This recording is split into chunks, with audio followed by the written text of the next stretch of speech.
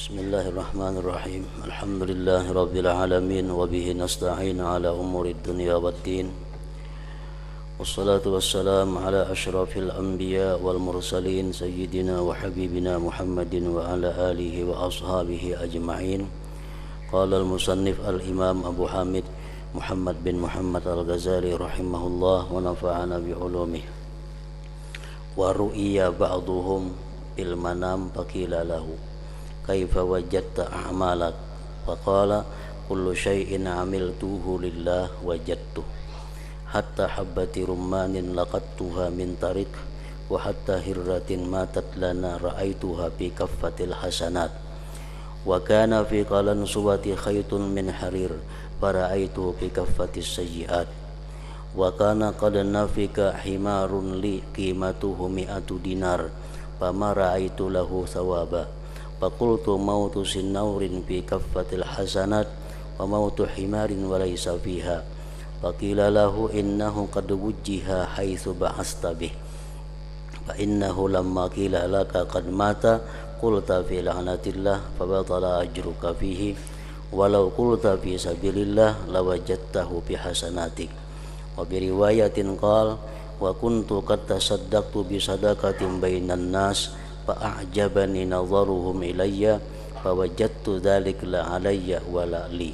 Qala Sufyan lamma sami'a hadza ma ahsana halahu id lam yakun alayhi faqad ahsana ilaihi ila akhir. Makna daripada kalamul Imam Abu Hamid Muhammad bin Muhammad al-Ghazali rahimahullah wa nafa'ana bi ulumihi. Sebagian mereka orang-orang salihin dimimpikan di waktu tidur,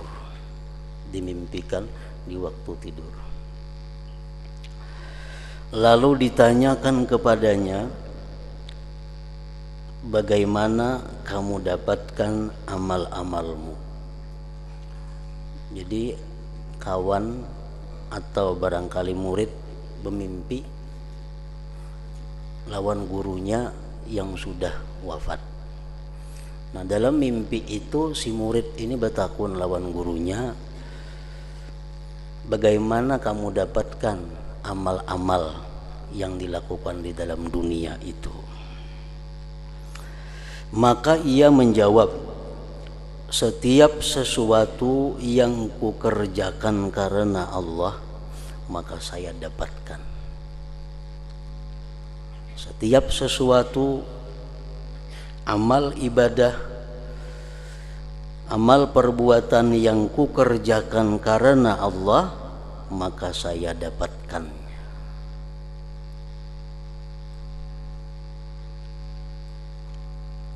Sehingga biji delima yang kuambil dari suatu jalan dan sehingga kucing yang mati milik kami, saya melihatnya dalam daun timbangan amal kebaikan. Pernah dahulu sidin rupanya ada membuangi biji delima sabiji di jalan. Itu mengganggu jalan orang, karena biji itu ada di tengah jalan, bisa terdangsar orang, bisa tak apa. Jadi dibuangi, disisihkan biji delima tadi. Maka sidin dapati pahalanya itu ada di akhirat. Kucing sidin mati. Nah, kucing mati sidin dapati juga pahalanya ada di akhirat.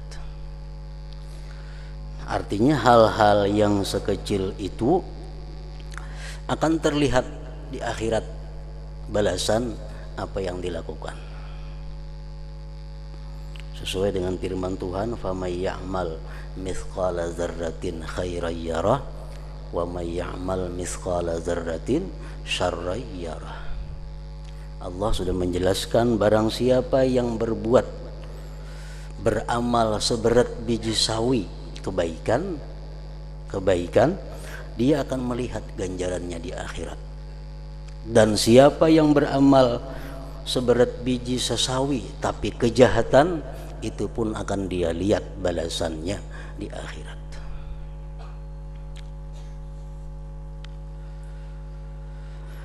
Dan pada kupiahku ada benang dari sutra. Kupiah sidin itu ada belilit dengan benang sutra.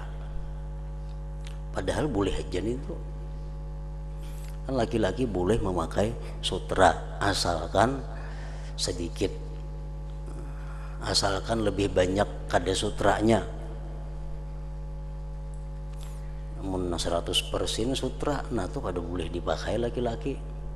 Macam rajin tuh, tapi ada 100% ya sutra asli, nah kada kalau dipakai itu. Tulis sutra dustainya, lain sutra bujuran. Ini kalau sutra bujur 100% itu kada boleh dipakai. Nah sidin ini cuma ada sehelai benang sutra di kupiah. Dan pada kupiahku ada benang dari sutra. Lalu saya melihatnya dalam daun timbangan amal kejelikan. Sekalinya jadi amal kejahatan itu. Padahal dari segi hukum fikih itu boleh aja. Tapi karena tujuannya memakai itu kada karena Allah, tujuannya memakai itu mungkin untuk mencari kemasyhuran atau menampakkan sesuatu kemegahan, nah itu menjadi sesuatu amal kejahatan walaupun hanya sehelai benang sutra. Dan pada kupiahku ada benang dari sutra, lalu saya melihatnya dalam daun timbangan amal kebajikan, amal kejelikan. Dan sudah dijelaskan oleh Imam Al-Ghazali pada minggu-minggu yang dahulu bahwa sesuatu yang boleh, sesuatu yang mubah itu bisa menjadi haram apabila disertai dengan niat yang salah. Betul. Perbuatan yang sebenarnya menurut fikih boleh, tapi karena niatnya kada bagus berubah menjadi haram. Tetapi perbuatan haram kada akan bisa berubah menjadi baik walaupun niatnya baik. Nah, memakai sehelai benang sutra itu boleh. Tapi kalau niatnya tadi kada baik, maka dia akan menjadi amal kejelikan. Lalu saya melihatnya dalam daun timbangan amal kejelikan. Dan mati keledaiku yang harganya 100 dinar. Lalu saya tidak melihat baginya pahala. Kucing tadi mati, ada pahalanya. Padahal harga kucing gak ada berharga mungkin waktu itu. Sekali himar mati, nah harganya larang, kan ada pahalanya. Saya tidak melihat baginya pahala. Maka saya berkata, kematian kucing itu berada dalam timbangan amal kebaikan, dan kematian keledai tidak ada di dalamnya. Kenapa itu? Sesuatu yang kada berharga mati ada pahala, tapi sesuatu yang mahal hilang mati, kenapa kada ada pahalanya? Kucing mati ada pahalanya di akhirat. Keledai mati miliknya kada ditemukan pahala di akhirat. Maka dikatakan kepadaku, dijawab kepadaku, sesungguhnya ia diarahkan kemana kamu kirim. Kucing kemana mengirim? Kalau mengirim ke daun timbangan amal kebajikan, pasti ada ditemui di daun timbangan amal kebajikan. Kalau keledai itu mati tapi kada dikirim ke sana, kada akan bisa ditemui di sana. Tergantung kitanya mengirim ke mana. Sesungguhnya ia diarahkan ke mana kamu kirim. Lalu ketika dikatakan kepadaku, ia telah mati, maka kamu berkata dalam kutukan Allah, maka batallah pahalamu padanya. Bisa disampaikan kepada kita berita si anu anak ikam meninggal atau kendaraan ikam hilang atau ini, lalu muntung sumpah serapah. Artinya kada sabar, kada ridha dengan kehilangan sesuatu tadi, maka batallah pahalamu padanya, kada berpahala lagi. Jadi himar tadi walaupun larang harganya, mati, tapi waktu kematian himar itu tidak disertai dengan keridhaan dan kesabaran, kada berpahala jadinya. Orang yang punya anak 2 meninggal sebelum balik, dia akan menyambut di pintu surga kepada kedua orang tuanya. Itu hadis Nabi, ada seperti itu. Orang nang mati 2 ikung anak belum balik anaknya, mati 2 ikung atau selebihnya, dia akan merupakan modal yang besar untuk masuk ke surga bagi kedua orang tuanya, apabila kematian 2 anak itu disertai dengan kesabaran dan keridhaan. Bila kada disertai dengan 2 itu, kada akan bisa jadi amal kebaikan.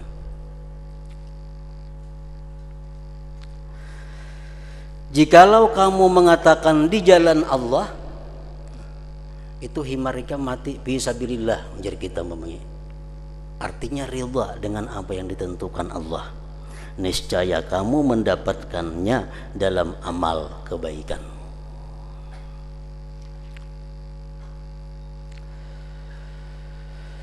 Dalam suatu riwayat ia berkata, dan saya pernah bersedekah dengan suatu sedekah di antara manusia, lalu pandangan mereka kepadaku menyenangkanku. Begitu bersedekah, ada orang melihat, timbul di hati senang, sedekah ini dilihat orang. Ini artinya apa? Riya itu datangnya pada waktu melakukan kebaikan, bukan sebagai pendorong berbuat baik. Ada riya nang jadi pendorong, itu lain lagi kisahnya. Ini pendorongnya baik aja, pendorongnya motivasinya karena Allah. Begitu orang melihat timbul senang hati. Nah, ini masalahnya. Lalu pandangan mereka kepadaku menyenangkanku. Waktu kita hendak sembahyang lillahi ta'ala, tidak ada tujuan lain selain karena Allah. Sembahyang sampai 2 rakaat sembahyang, datangan orang. Nah, kalau kita merasa dilihat orang sembahyang kita, hati kita senang. Nah, ini. Jadi riyanya datang di tengah amal, bukan pendorong amal. Maka saya menjumpai demikian itu tidak bermanfaat bagiku dan tidak pula memudaratkanku. Artinya apa? Sedekahku itu jadi pahala kada, jadi dosa kada. Artinya di akhirat nol, kada ada apa-apanya. Padahal waktu bersedekah itu asal mulanya ikhlas. Begitu dilihat orang timbul senang. Nah, timbul senang. Sekali di akhirat kadada napa-napa, pahalanya kadada, dosanya kadada. Maka saya jumpai demikian itu di akhirat, artinya tidak bermanfaat bagiku dan tidak pula memudaratkan. Sufyan As-Tsauri berkata ketika mendengar ini kisah, Sufyan As-Tsauri memberikan komentar.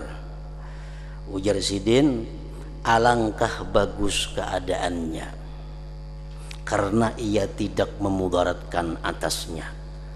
Untung artinya itu kada jadi dosa. Untung kada jadi dosa.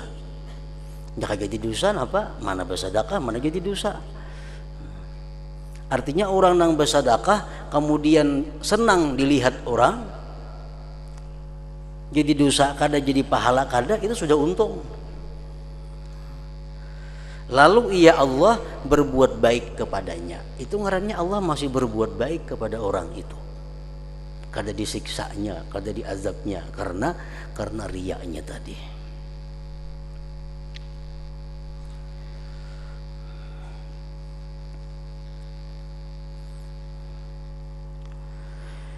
Yahya bin Mu'adz berkata, ikhlas itu dapat membedakan amal dari cacat-cacat, seperti membedakan air susu dari kotoran binatang dan darah.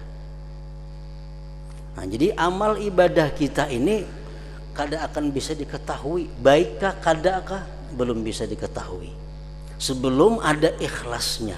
Nah, ikhlas itulah yang jadi pembeda mana amal nang bisa kita dapati di akhirat, mana amal nang kada bisa dibawa ke akhirat. Itu ikhlas nang menentukannya.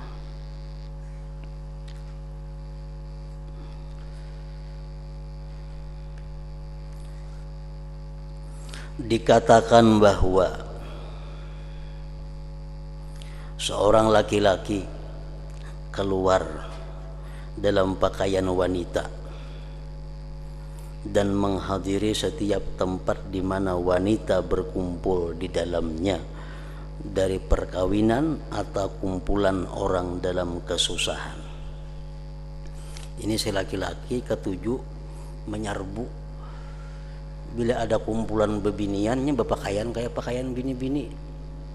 Kan di Arab tuh bercadar, jadi kada tahu pagelangan ganal kayak laki-laki kada tahu pang.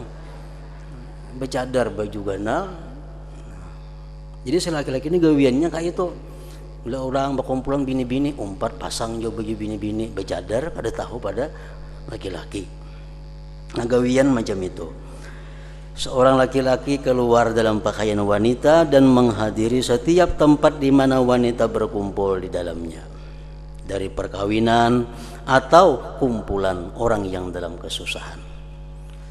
Bila ada orang mati di sini, kelompok bebiniannya umpat untuk bebinian situ berkumpul. Lalu bertepatan bahwa ia pada suatu hari menghadiri tempat yang padanya tempat berkumpulnya wanita, lantas mutiara dicuri. Artinya ada orang kehilangan mutiara dalam kumpulan itu, misalnya 2-30 bini-bini. Saya kong ingin tadi umpat di situ. Lalu ribut, ada yang hilang mutiara.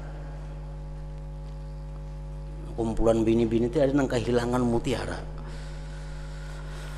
Maka mereka berteriak agar tutuplah pintu, kunci lawang, sehingga kami memeriksa satu persatu. Nah, pajang ketahuan ini. Tutuplah pintu sehingga kami periksa. Maka mereka memeriksa satu demi satu. Dicari di kantong, cari di sini. Kalau ada menyimpan mutiara tadi. Sehingga sampailah giliran kepada laki-laki tersebut dan seorang wanita bersamanya. Pak Ampihan, ada seekong laki-laki, laki-laki tadi lawan seekong bini-bini, ada giliran beluman lagi. Tinggal berdua lagi yang belum diperiksa.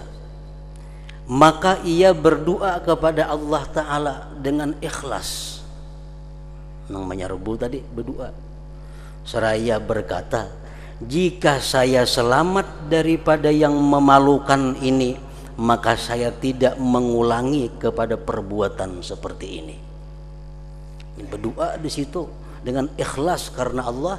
Andai kata inya kada tasupani dalam masalah ini, inya ampih melakukan nangka itu. Kan kada boleh berkumpul bini-bini itu, bergabung-gabungan itu. Maka mutiara ditemukan beserta wanita itu. Nah, sekalinya mutiaranya ada, kada jadi hilang. Maka tadi hilang mutiaranya, sekalinya ada mutiaranya. Lalu mereka berteriak agar melepaskan wanita merdeka itu. Kami telah mendapatkan mutiara itu. Nah, jadi selamat artinya daripada dipermalukan di tengah-tengah manusia. Artinya bahwa ikhlas itu bukan hanya menyelamatkan kita di akhirat, tapi juga ikhlas itu pun menyelamatkan kita dari kemaluan, dipermalukan di alam dunia ini.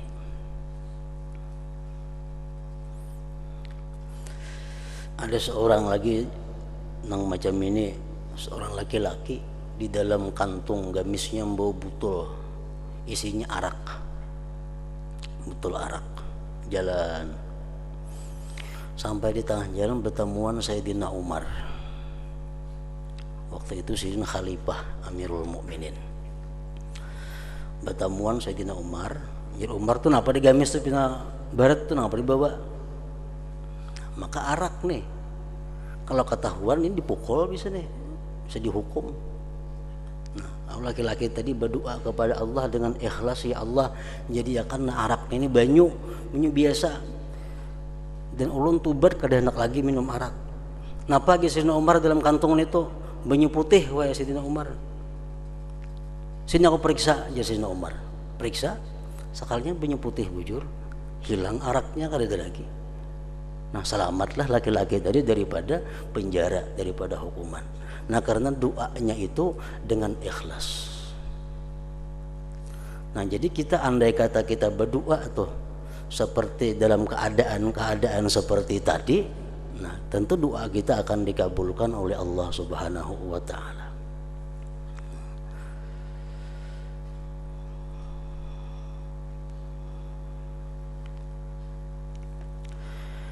Sebagian orang sufi berkata, saya pernah berdiri beserta Abu Ubaid At-Tustari dan ia sedang menanami tanahnya setelah asar dari hari Arafah. Sidin betani, rahatan menanami tanah. Lalu sebagian temannya dari Wali Abdal melewatinya. Ada Wali Abdal liwat. Lantas si Wali Abdal tadi membisikkannya dengan sesuatu. Wali Abdal tadi berbisik lawan Abu Ubaid tadi. Berbisik. Maka Abu Ubaid berkata tidak.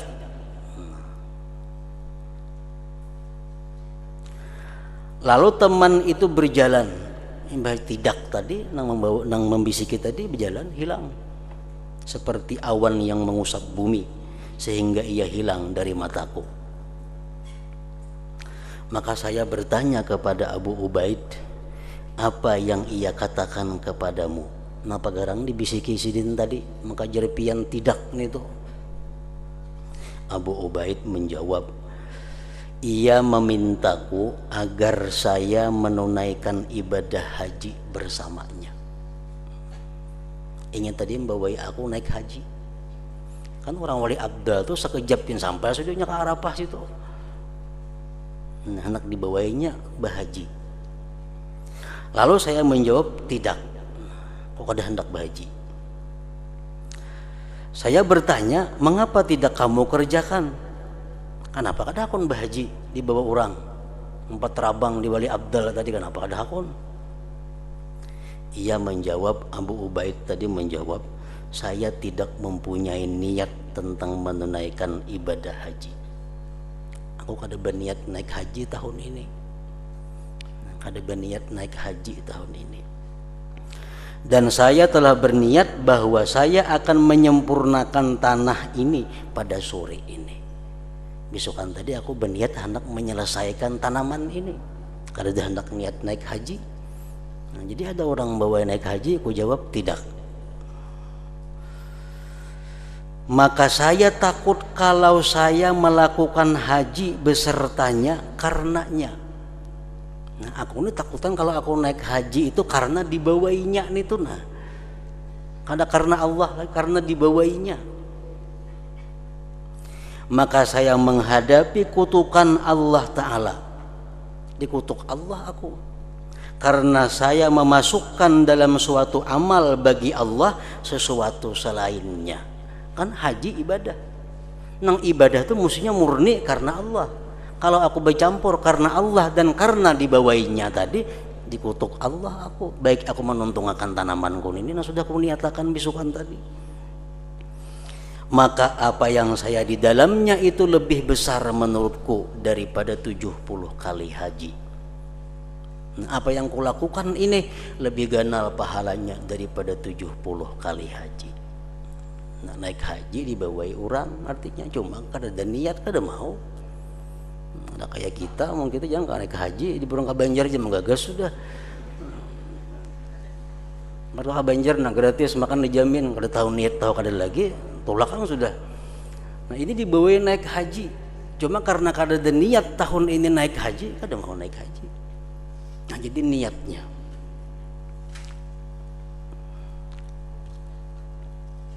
Dikhawatirkan apa? Aku naik haji itu karena dibawainya itu. Nah, jadi bercampur karena Allah dan karena dibawainya.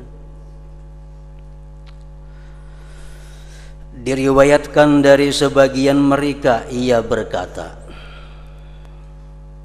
saya pernah berperang di laut, perang sabilillah. Lalu sebagian kami menawarkan keranjang rumput.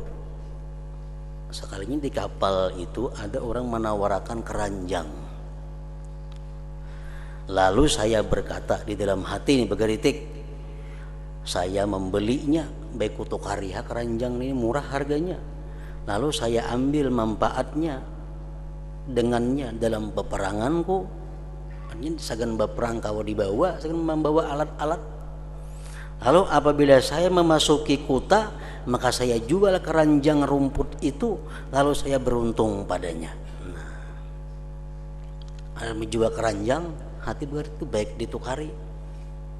Gunanya banyak. Sagan ikam berperang tak pakai, dan kayaknya menikam beli ke kampung dijual itu larang harganya, berhujung keranjang itu. Maka saya beli keranjang rumput itu ditukar. Maka saya melihat pada malam itu di waktu tidur bermimpi seolah-olah dua orang datang turun dari langit. Lalu salah seorang berkata kepada temannya, tulislah orang-orang yang berperang itu. Yang turun di langit tadi ada berdua, menyuruh kawannya, catat siapa-siapa yang berperang ini orangnya. Lalu ia mendikte kepadanya, si fulan keluar, artinya berperang untuk bertamasa. Ini berperang sekaligus beremian.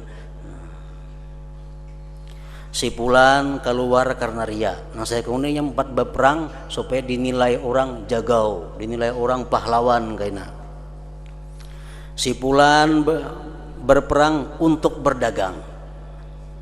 Ini berperang sambil membawa jamu, membawa obat macam-macam, berjualan. Dan si fulan fisabilillah. Nah, ini fisabilillah dicatat, ditulis. Kemudian ia memandang kepadaku dan ia berkata, nah, giliranku pulang nih, tulislah si fulan keluar untuk berdagang. Nah, ini tulis, ini pedagang nih yang keluar nih. Maka saya berkata, Allah, Allah tentang urusanku. Saya tidak keluar untuk berdagang. Aku berperang ini kada berdagang. Dan tidak ada bersamaku suatu perdagangan. Yang dibawa kada ada. Dan tidak ada bersamaku suatu perdagangan yang saya buat berdagang. Saya tidak keluar kecuali untuk berperang. Maka orang itu menjawab, kamu kemarin telah membeli keranjang rumput yang kamu maksudkan bahwa kamu beruntung padanya. Lalu saya menangis, sadar, dan saya berkata, janganlah kamu tulis aku pedagang. Maka ia memandang kepada temannya dan ia berkata, apa pendapatmu wahai kawan? Tulis tentang apa nih, pedagang kah, sabilillah kah? Temannya menjawab, tulislah si fulan keluar untuk berperang. Hanya saja ia membeli di perjalanannya keranjang rumput agar ia beruntung padanya.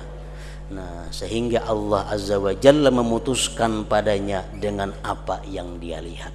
Nah tulis ke dulu ini keluar fisabilillah di tengah jalan nukar keranjang tadi kena Tuhan tasarah memutusakan kayak apa. Nah jadi kada kawan angka itu kita masih belum tentu. Apalagi kita mulai kampung, misalnya kita naik ke haji, mulai kampung sudah niat dagangnya ada. Mulai kampung bawa jamu ini situ payu, membawa ini di Makkah payu, bakutak-kutak yang dibawa sudah. Itu sudah jelas mulai di benua. Ini di Makkahnya kayaknya nah. Di Makkah melihat ada barang yang bagus, di kampung nih untung baik nukar sini nah. Nah itu sudah jadi masalah. Sudah jadi masalah.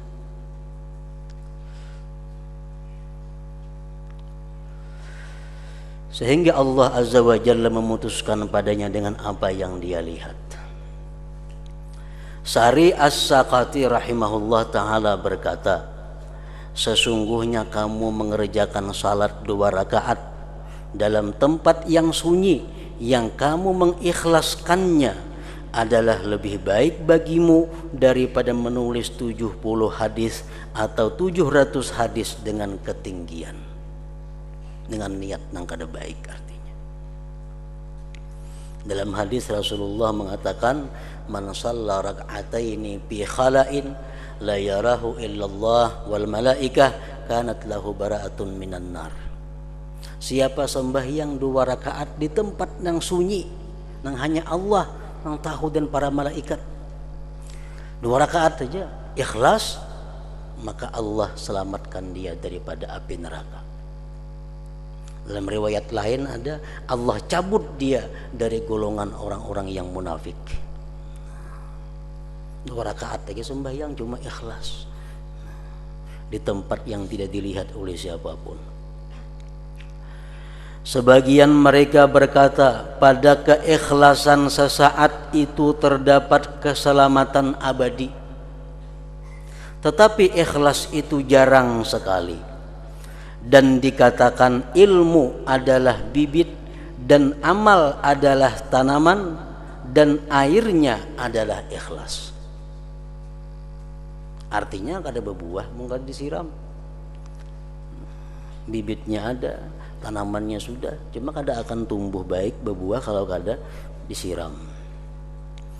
Sebagian mereka berkata, apabila Allah membenci seorang hamba, alamat orang yang dibenci Allah artinya, maka dia memberinya 3 perkara dan mencegahnya 3 perkara, yaitu dia memberinya persahabatan dengan orang-orang yang saleh dan mencegahnya menerima dari mereka. Allah berikan dia ini karunia ke-7 bakawan lawan orang saleh dan disukai oleh orang-orang saleh. Untung, tapi inya kada bisa mengambil apa-apa dari orang saleh itu. Berkahnya kada dapat, ilmunya kada dapat, apanya kada dapat. Nah ini alamat orang yang dimurkai Allah. Dekat dengan orang saleh, akrab dengan orang saleh, tapi kada dapat napa-napa dari orang saleh, kada dapat berkahnya. Ini tanda orang dimurkai Allah. Artinya apa? Orang saleh aja kawan inya kada dapat napa-napa, apalagi orang nang kada saleh. Orang saleh aja kawannya kada bisa membaiki kelakuannya, apalagi orang nang kada saleh. Mestinya bakawan tuh ada pengaruhnya, ada ini kada. Nah itu alamat. Yang kedua, dan dia memberinya amal-amal saleh dan mencegahnya keikhlasan padanya. Bersedekah orang ini ke-7, sembahyang malam ke-7, semua ibadah ke-7, tapi kada diberi Allah ikhlas. Nah kada diberi Allah ikhlas, sama aja kada dapat napa-napa kena. Yang ketiga, dan dia memberinya hikmah dan mencegahnya sidik padanya. Ini diberi Allah ada ilmu-ilmu yang bagus, tapi kada jujur dalam penggunaan ilmu tersebut. As-Susi berkata, yang dikehendaki oleh Allah dari amal para makhluk adalah keikhlasan saja. Ikhlas itu yang dikehendaki Allah.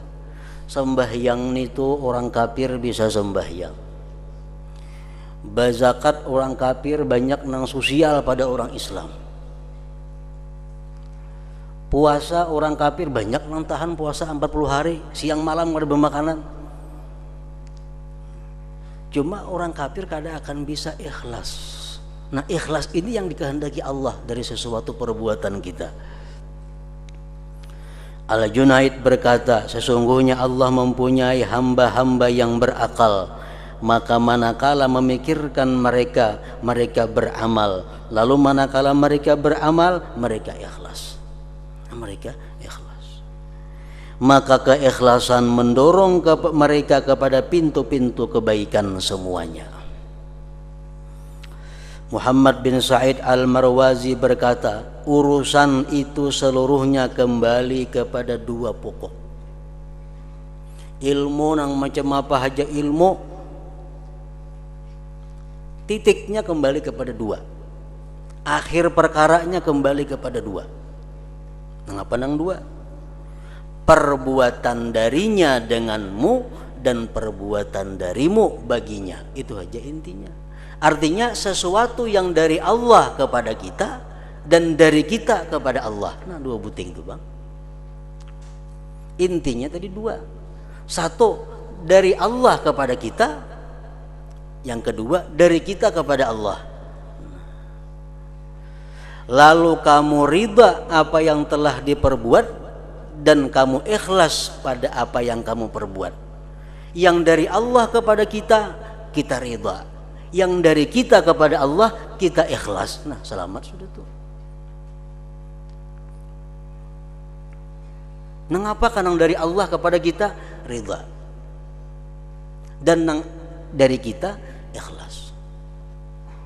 Yang dari Allah kepada kita dalam 24 jam kada sunyi daripada 4 hal. Pasti ada 4 ini yang kita terima dari Allah. Pertama, nikmat. Itu kada boleh tidak, pasti ada. Setiap saat kita terima nikmat dari Allah. Yang kedua, bala. Bala pasti ada kita terima dalam kehidupan kita. Yang ketiga, khair, kebaikan, beribadah, taat. Yang keempat, syar, kejahatan. Nah, Allah memberikan kita 4 itu kepada kita. Nikmat, bala, baik, jahat. Terhadap yang 4 itu kita wajib ridha. Nikmat yang pertama, kesehatan umpamanya, itu nikmat. Kekayaan nikmat. Nah, itu kita wajib ridha. Wajib ridha pertama bil qadhi, dengan yang memutuskan. Allah artinya. Kita wajib ridha, kita menerima nikmat. Kita terima nikmat, kita wajib ridha dengan yang memutuskan, Allah. Kita wajib ridha bil qadha, dengan keputusan itu. Dan kita wajib ridha dengan yang diputuskan. Taat tadi, nikmat tadi. Dan kita wajib syukur atas nikmat itu. Kalau kita diberi Tuhan duit umpamanya 10.000, kita wajib ridha dengan Allah selaku yang memutuskan. Kita wajib ridha dengan keputusan itu. Dan kita wajib ridha dengan yang diputuskan, duit 10.000 tadi. Dan kita wajib syukur dengan itu duit 10.000. Nah, jadi bila kita dapat nikmat itu kita wajib 4. Satu, ridha dengan dengan Allah, ridha dengan keputusannya, ridha dengan yang diputuskannya, wajib mensyukurinya. Karena ini ketentuan nikmat. Yang kedua yang kita terima bala. Bala sesuatu yang kadang menyenangkan kita. Mengapa kadang kadang menyenangkan kita? Bala, lampu pajah, bala. Makanya disuruh innalillah wa inna ilaihi raji'un. Karena kadang menyenangkan kita. Nah, kita dapat bala itu wajib 4. Pertama, wajib ridha dengan yang memutuskan, Allah. Kita wajib ridha dengan keputusan Allah itu. Kita wajib ridha dengan yang diputuskan, balanya itu.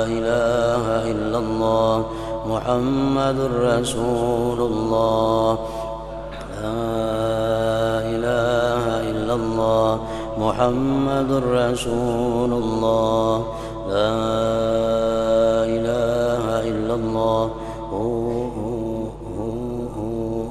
الفاتحة.